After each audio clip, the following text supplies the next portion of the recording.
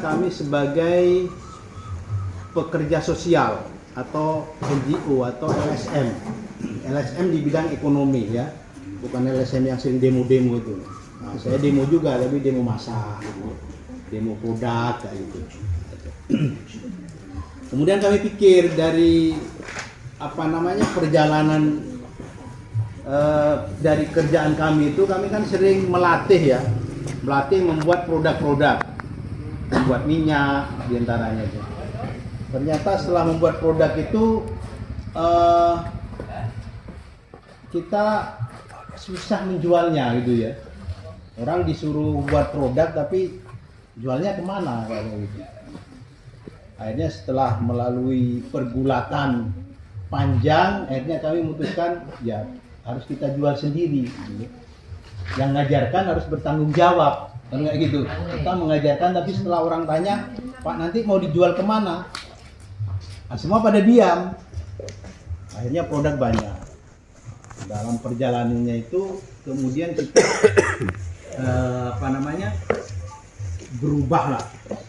berubah dari pekerja sosial menjadi pengusaha, ya, pengusaha kecil-kecilan. Ya. Dengan modal yang seadanya kami kembangkan, karena kami berangkat dari hijrah itu, ya, hijrah dari Bondowoso ke Jogja itu tidak membawa apa-apa, artinya ya membawa badan saja. Kemudian warisan kami itu banyak dari orang tua. Warisan yang banyak itu apa? Ilmu, ya, ilmu, bukan warisan harta, sawah apa. Nah, mungkin ada sawah tapi saya tinggal di sana itu, kami sepakat bersaudara itu warisan punya orang tua. Ya, jadi nggak saya ambil. Ya, saya sudah cukup banyak diwarisi ilmu. Nah, dengan ilmu itu kita bisa mencari nafkah, ya, alhamdulillah. Nah, kemudian kami aktif di LSM, ya, saya itu bersaudara 3, laki-laki semua, kuliah di Jogja semua. Kemudian bersama-sama sejak kecil sampai tua, ya. Ini tapi takdir mengatakan bahwa kakak dan adik saya di tengah, kakak dan adik saya itu duluan. Kira-kira pada intinya itu, ya, pada intinya usaha kita itu akan dibatasi oleh takdir, yang itu ya. Jadi setelah ini kami bertiga itu mendirikan usaha bersama salah seorang teman, itu sudah almarhum juga, itu profesor di Universitas Gadjah Mada, itu punya penemuan, itu membuat minyak, ya, membuat minyak kelapa tapi tanpa dipanaskan. Minyak itu kemudian terkenal seluruh Indonesia, bahkan sekarang sampai dunia, ya. Minyak itu namanya VCO atau Virgin Coconut Oil. Pada tahun 2003 untuk pertama kalinya kami menjual minyak itu dijadikan sebagai obat, ya. VCO itu dikenal sebagai obat. Kenapa kami jadikan obat? Ya, pertama kami bingung juga, ya. Sebenarnya kami sejak tahun 80-an itu, sejak tahun 70-an bahkan tahun 79 itu, teman saya itu sudah membuat minyak itu, tapi nggak tahu menjualnya. Karena waktu itu yang namanya kelapa, produk-produk kelapa, apalagi minyak kelapa itu dianggap sebagai sumber penyakit, ya. Jadi kalau dengar minyak kelapa itu orang sudah di pikirannya itu langsung pikir tentang asam urat, kolesterol gitu ya. Apalagi santan. Wah, kalau sudah tua kayak kita itu, ya kayak saya lah. Kalau yang lain masih muda-muda ya. Mungkin sebagian Pak Camat mungkin yang agak tua.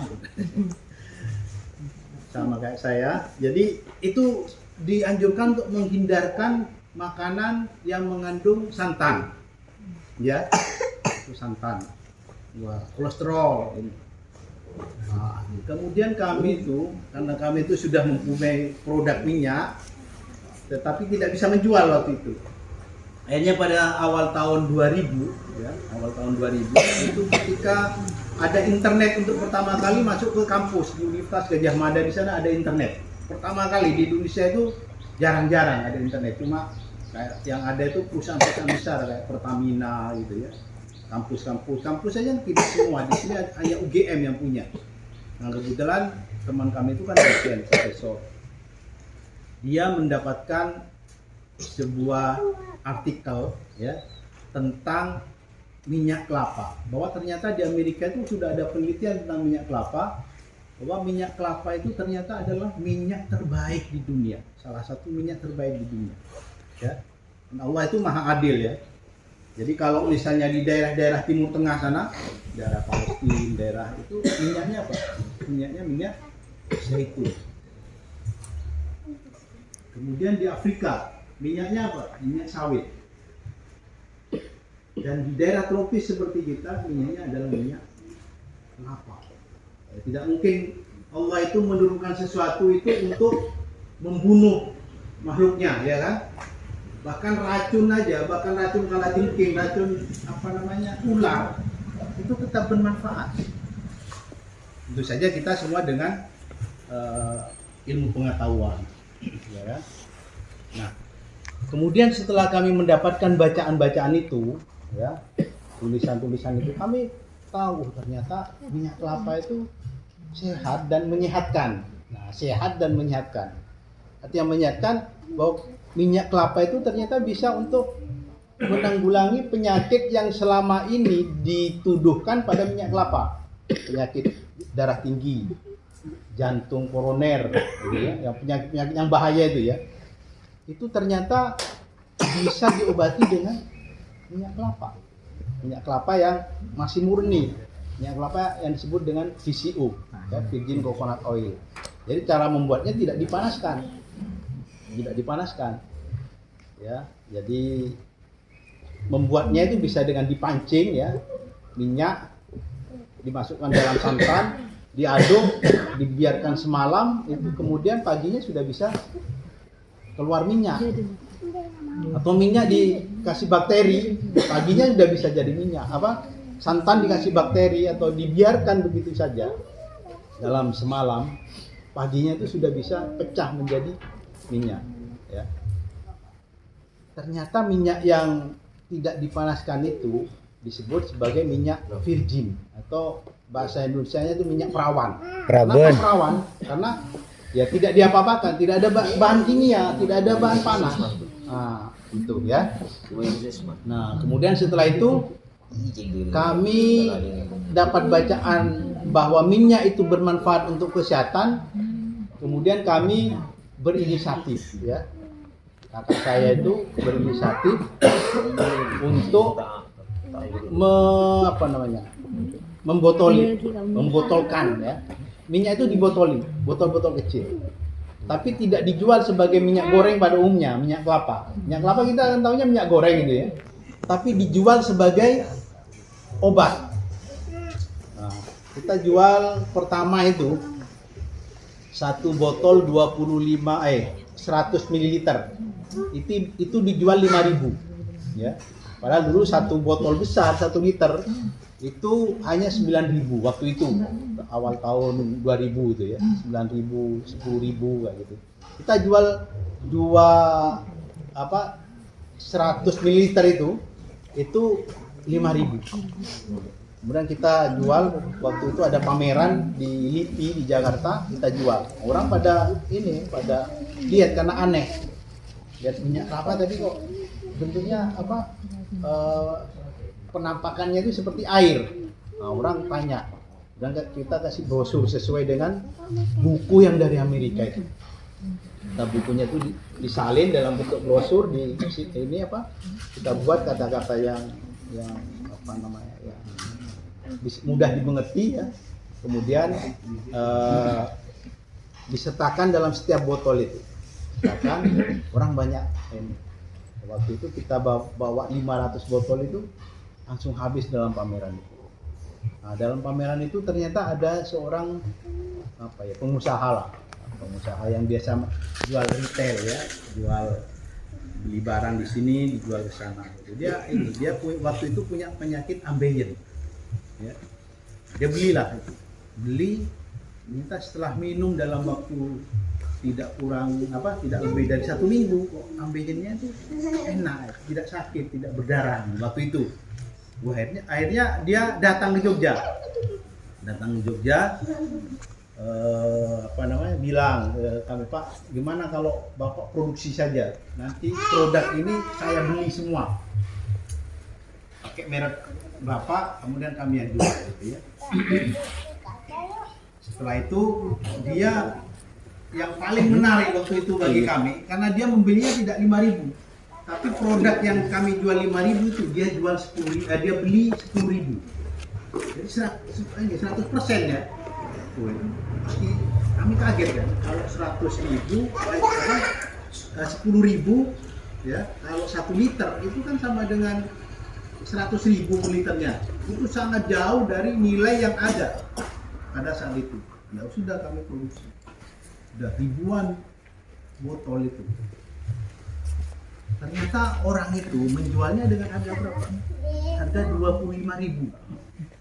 Lebih tinggi lagi ternyata. 25.000. Ya. Alasannya kenapa? 25.000. Karena kalau namanya obat itu kalau dijual murah, gitu ya, itu orang nggak percaya kalau obat itu baik. Ya, itu inilah apa namanya ya, secara kejiwaan kita, psikologi dalam pemasaran kayak gitu ya. Orang itu kalau melihat sesuatu itu, wah ini murah gitu. Padahal belum tentu tidak berkualitas. Nah, itu ya. Nah, jadi orang itu yang pertama lihat, biasanya dalam kita membeli sesuatu, gitu ya. Itu biasanya kita melihat dari kemasan yang pertama. 90% lebih orang membeli sesuatu itu pertama karena kemasan. Kemasannya bagus. Ya, kalau kemasannya bagus, orang belum tahu isinya aja, kemasannya bagus dulu, dia akan tahu. Ya, itu manusiawi. Ya, kita misalnya ya, laki-laki atau perempuan terhadap laki-laki itu ya, meskipun orangnya ganteng tapi nggak pernah mandi gitu ya, bajunya compang-camping, itu ya nggak tertarik juga kayak gitu ya. Tapi kalau rapi, kayak gini rapi-rapi semua, orang lihatnya kok gagah gitu. Tapi ternyata setelah menikah, wah baru keluar aslinya. Yang ngorok lah, ternyata jarang mandi lah, gitu. Macam-macam itu kan nanti. Tapi itu menunjukkan bahwa kemasan itu sangat penting, gitu. Baru kemudian isinya, ya, isinya. Dan kita itu waktu itu mulai dari kemasan memang. Kemas kecil, kita buat desain yang bagus ya. Waktu itu kita memang sengaja pakai botol transparan. Supaya apa? Supaya orang bisa melihat isinya. Karena ini hal yang baru. Orang begitu lihat, ini apa? Ini air, seperti air, itu minyak kelapa. Dengan dia tahu sesuatu yang baru, dia timbul rasa ingin bertanya. Ya, bertanya. Kemudian kita melayani pertanyaan itu, tanya jawab, kemudian kita kasih brosurnya. Waktu itu belum ada, orang belum pegang handphone kayak kita, cari internet dan macam-macam. Itu brosur itu sangat berpengaruh. Ya, kalau zaman sekarang misalnya orang tanya, Pak, manfaat minyak kelapa itu apa, Pak? Cari di Google. Nah, itu kan singkat ya. Cari di Google itu manfaat minyak kelapa itu pasti ada. Ratusan, ribuan mungkin artikel yang ada di sini. Waktu itu kami harus menjelaskan. Kelapa dikasih brosur, mahal. Kalau sekarang murah. Demikian juga pemasarannya. Pemasaran waktu itu kita pakai agen-agen seluruh Indonesia. Kemudian kami punya beriklan di koran, di majalah, gitu, mahal. Kalau sekarang kita beriklannya di mana? Facebook, TikTok, nggak usah bayar. Ya, itu lebih mudah sekarang itu. Nah makanya dari pengalaman kami, sesuatu kita menciptakan sesuatu itu untuk usaha kita, ya, itu bisa berawal dari hal yang mustahil menjadi mungkin, hal yang mungkin menjadi bisa. Contohnya kami, ya, minyak kelapa semula itu dianggap sebagai racun, ya dalam tanda kutip ya. racun. Nantinya wah ini sumber kolesterol, ini penyebab darah tinggi, penyakit jantung. Tapi kemudian kami jual secara terbalik. Kami jual bahwa minyak kelapa itu kami jadikan sebagai obat dari penyakit jantung, obat dari penyakit kolesterol, obat penyakit darah tinggi, gitu ya. Jadi sesuatu yang mustahil itu kita jadikan mungkin dan bahkan menjadi bisa. Artinya apa? Artinya bahwa kita itu dalam melakukan ini, dalam melakukan transformasi ya, membentuk suatu usaha baru ya, entah di desa, entah di mana, entah bumdesnya apalah ya, itu tidak terpaku bahwa apa yang tren saat ini. Justru orang-orang yang berbisnis sukses itu, justru dia itu menyalahi zamannya. Apa yang tidak ada sekarang dia adakan. Ya, waktu itu tidak ada orang yang menjual minyak kelapa sebagai obat, kami adakan. Waktu itu orang tidak tahu bahwa kita itu kemana-mana bisa melihat dunia. Ya, kemudian ada yang menciptakan handphone, ada yang menciptakan internet, dan itu jadi gini. Banyak hal yang bisa kita kembangkan ya. Ide-ide usaha di desa itu banyak sekali potensi-potensi lokal. Tetapi kadang-kadang kita tidak melihat itu sebagai potensi. Contohnya yang kita duduk ini, ya kan? Ini sabut. Sabut itu kalau di sana di Madura secara umum dijadikan apa? Keset sabut itu. Sapu. Itu sebenarnya berdasarkan pengembangan mungkin sejak zaman Mojopahit aja itu ya itu aja gitu ya. Jadi kita itu minim inovasi. Beda dengan Cina. Ya. Cina itu sangat inovatif. Cina sekarang itu dalam teknologi berada di atas Amerika. Cina. Jadi kita tuh tidak heran kalau ada orang-orang Cina di Indonesia atau dimanapun orang Cina itu pasti lebih sukses dari orang lokal. Ya, sangat menarik tadi yang disampaikan. Takut lupa saya tanya. Nanti untuk Mas Dimas juga. Kaitan dengan kelapa itu apa ada kelapa khusus untuk pembuatan minyak? Oke. Terus yang kedua, biar satu pemahaman teman-teman, karena tadi berangkat minyak kelapa ini dianggap minyak goreng. Iya. Apakah minyak kelapa yang dimaksud di sini adalah untuk diminum? Iya. Ini saya jelaskan. Jadi kita loncat aja dulu ke situ ya, ke pertanyaannya, mumpung belum lupa itu ya. Jadi kelapa itu memang khusus kelapanya, artinya khusus bukan dari jenisnya, tetapi dari umurnya. Kelapa yang dijadikan minyak itu hanya kelapa yang tua. Nah itu kan khusus itu ya, nggak semua kelapa bisa dijadikan minyak. Tuanya itu tua yang ya memang tua. Ada pepatah semakin tua makin tua ke hati. Bukan, makin tua makin jadi ya, jadi minyak gitu kan. Nah, itu memang harus tua ya. Yang bagus itu kelapa yang sudah kering. Kalau menurut orang pertanian itu kering secara fisiologis. Kering secara fisiologis itu ya memang tua dalam umurnya. Umur kelapa itu yang tua, itu orang banyak yang salah. Umur kelapa tua itu berapa bulan? Ada orang yang tanya, orang-orang yang tahu biasa main kopra, katanya 3 bulan. Karena panen kelapa untuk kopra itu setiap 3 bulan. Semua kelapa dipanen. Tapi untuk kelapa minyak, ya itu sekitar 10 sampai 12 bulan. Untuk kelapa sayur itu sekitar 9 bulan. Nah, kelapa sayur. Kan beda kelapa minyak dengan kelapa sayur. Kalau kelapa sayur itu dijadikan minyak sedikit. Yang banyak itu blundunya. Oh, blundu ya? Belitak. Nah, belitak itu kata orang Madura itu.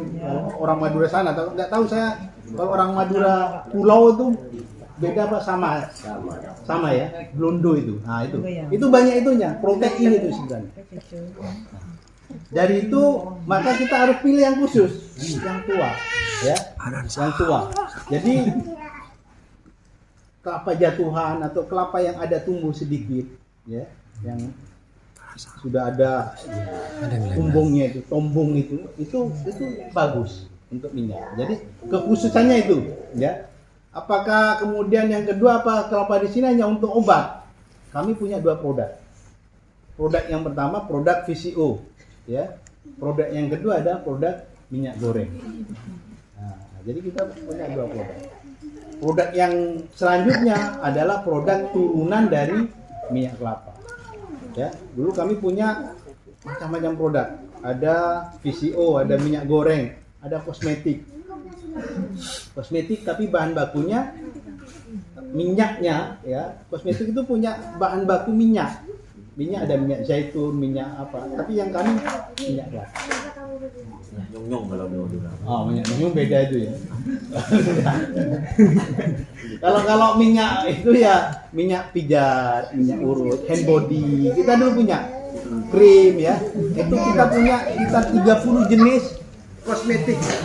Ya, saya baru tahu ternyata untuk perawatan tubuh ini khusus wanita, ya. Waktu itu ternyata banyak sekali. Krim itu ada macam-macam. Krim pagi, krim siang, krim malam gitu. Krim siang itu ada yang SPF berapa, macam-macam juga. Skincare. Ya. Macam-macam. Ternyata banyak juga kalau kita ikuti gitu, ya. Luar biasa ini. Itu bisnis. Ya, bisnis. Tapi seiring dengan waktu, kemudian kami menetapkan beberapa produk saja. Produk yang pertama itu minyak goreng, kemudian VCO, ya. Jadi produk utama kita itu yang kami buat itu VCO itu sekarang kami kurang banyak produksi karena orang yang membuat VCO itu sudah cukup banyak. Kami lebih fokus ke minyak goreng. Iya. Tapi kalau ada permintaan VCO tetap kami layani. Nah, seperti itu. Nah, nanti bisa kalau misalnya ini saya kasih gimana sih cara membuat minyak tanpa pemanasan itu, ya. Mungkin nggak praktek tapi bisa ditulis, ya. Ya. Karena ya ini mendadak, saya tahunya baru tadi malam sebenarnya. Tadi malam. Kemudian kalau Jumat itu biasanya pabrik minyak kami tutup. Oke, ada yang pertanyaan lain? Kalau ada bisa langsung potong, bisa langsung tanyakan, ya, biar nggak lupa. Ya. Karena cerita saya banyak biasanya. Terkait ini, Pak. Gimana? Yang bilang ke saya tadi. Ya, ya. Prosesnya. Oh, nanti ada. Nah, kalau ini di sini, nanti kita lihat proses awalnya, ya. Proses awal nanti sampai itu ada mesinnya semua di sini. Ya, nanti dari sini baru kita ke minyak nanti. Minyaknya di sini juga di belakang. Pabrik pembuatan limbah kelapa.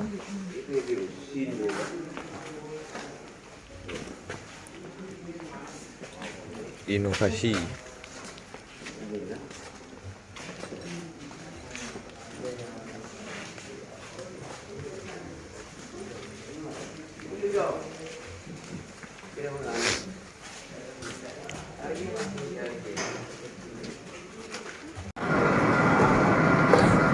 Proses pemintalan serabut.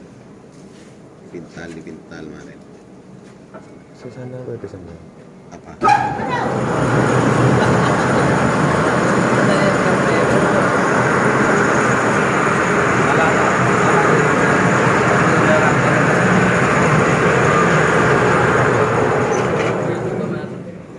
Otomatis.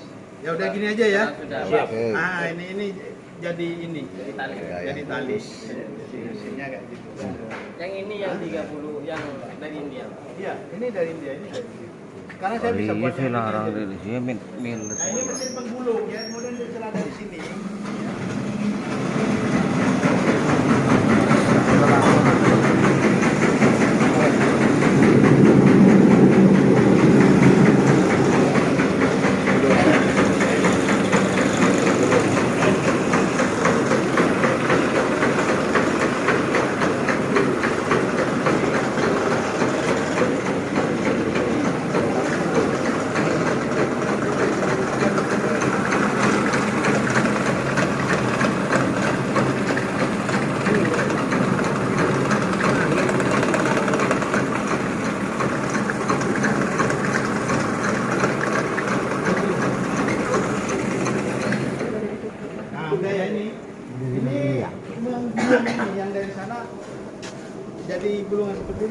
bisa kita lakukan. Atau kalau dijual dalam bentuk ini, gulungan-gulungan ini, itu dikirim kemana kalau begini? Paling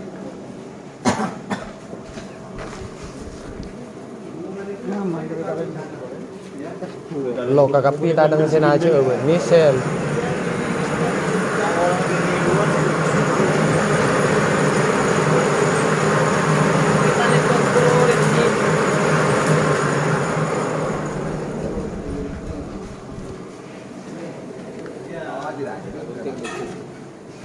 Mesin rajut. mau lihat ini? Boleh Pak. Yang di pinggir sana. Siap.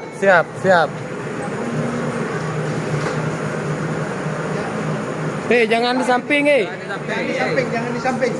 Pak, motonya dari sini aja, Pak. Dari sini, Pak. Nggak boleh dari sana. Bahaya. Ngantol. Itu peluru.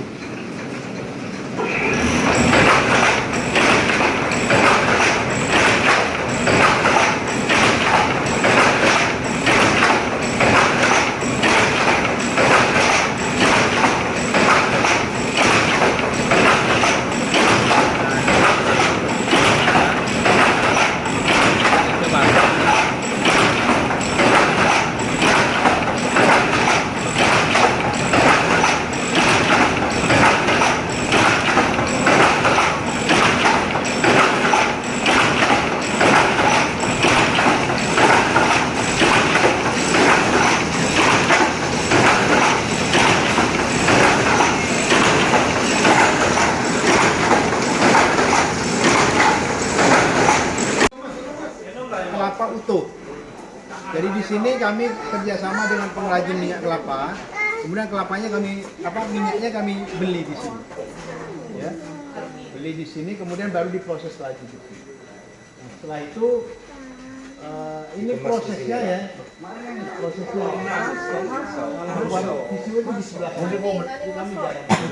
Kalau mau lihat ke bawah, boleh buka sepatu. Ya. Nah, nanti ini. Menarik nih.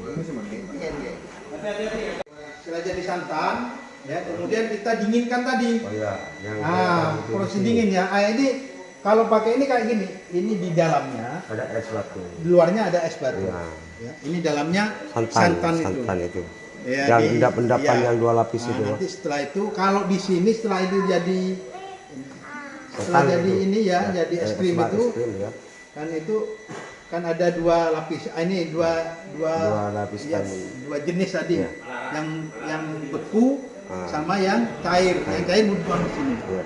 Kayak keren gitu. Kemudian yang beku, ya kalau yang beku yang di sini itu nggak di ini, diproses lagi supaya cepat. Itu pakai itu dicairkan lagi. Yang beku dicairkan, setelah cair, kemudian dimasukkan ke mesin sentrifuge itu. Jadi proses jadi minyak dari santan sampai minyak itu nggak sampai 1 jam. Sampai ke proses akhir sini. Ya itu namanya sentrifuge, diputar.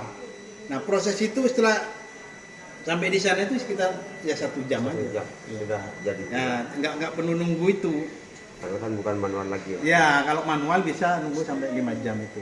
Ya, nah itu. Kemudian dari sana itu bisa langsung disaring menjadi VCU. Penyaringnya itu nanti ada. Kalau di sini penyaringnya pakai katlen itu, ya. Penyaringnya minyak ini ambil dari pengrajin yang manual. Iya, diproses. iya. Diproses. Iya. Ini bukan VCU-nya kan aja. Nah, itu minyak goreng. Minyak gorengnya sudah seperti ini. Minyak goreng kita itu seperti ini. Ini minyak goreng. Nah ini contoh ininya. Oh, bening ya Pak ya? Iya. Bening. Ya. Minyak goreng. Ini minyak goreng dari sini. Oh, minyak goreng. Minyak kelapa. Jadi kalau kami menyebutnya minyak goreng sejernih air pegunungan. Bukan warna kuning ya? Ya kalau aslinya minyak kelapa kan ini.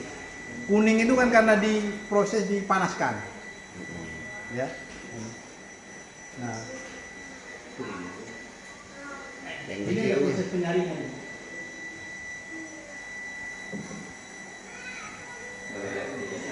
Nah, ini minyak goreng. Dari sini minyak goreng, tapi tadi saya bilang kalau kita itu lebih fokus ke Minyak goreng. iya, minyak goreng. Karena minyak goreng pasarannya lebih ini. Yang Mudah. produksi ada jarang yang minyak goreng gitu. Ada juga yang warna kayak gitu tapi biasanya mereka tidak stabil. Asalnya warna yang kuning. Enggak, itu bukan itu. Asalnya itu agak ke kuning. Jadi petaninya itu, pengrajinnya itu memang kita sudah training. Jadi syaratnya seperti apa, yang kami terima seperti apa. Nah, nanti setelah ini diproses di sini. Ini alat untuk memproses minyak goreng. Jadi pabrik kami itu yang sekecil ini, gitu ya, itu bisa memproduksi per bulan itu antara 30 sampai 50 ton. Dengan catatan kita suplainya cukup. Nah, suplainya cukup. Nah, uniknya di sini ya, meskipun harga kelapa itu 3.000 misalnya, harga minyak crude-nya, harga minyak kotornya ke kami itu sekarang paling mahal 17.000. Kenapa? Karena semua bagiannya itu pengrajin itu kan dia beli kelapa, sabutnya dia bisa jual, tempurungnya dia bisa jual, airnya bisa dia jual, kemudian blundonya itu, ya, blundonya itu mahal. Di sini 1 kilo blundo itu bisa 40 sampai 50 ribu. Ya, di sini diolah macam-macam untuk bahan makanan. Jadi sehingga minyak itu hanya sebagian aja, bagian dari hasilnya. Tapi kalau hanya memproduksi minyak saja, dihitung dari bahan baku, rugi, ya kan? Nah, jadi bahkan orang yang di sana pun, ya, saya sebulan yang lalu sama Mas Zaki itu dari Tidore. Saya sebutkan kalau di Jogja berapa Pak sekarang minyak?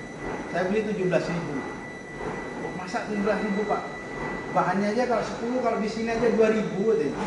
Bahannya aja sudah 20.000. Ya, kalau di sana itu semua diolah, dijual, ada yang sampah. Kalau di sana kan semua jadi, selain dagingnya kan jadi sampah. Jadi Kalau setelah diolah berapa per liter?